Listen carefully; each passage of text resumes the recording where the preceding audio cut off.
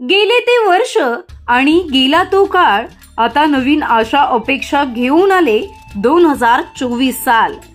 शिवसेना पक्षाचे विशेष कार्यकारी अधिकारी गणेश राणे यांच्यातर्फे तुम्हा सर्वांना नवीन वर्षाच्या हार्दिक शुभेच्छा।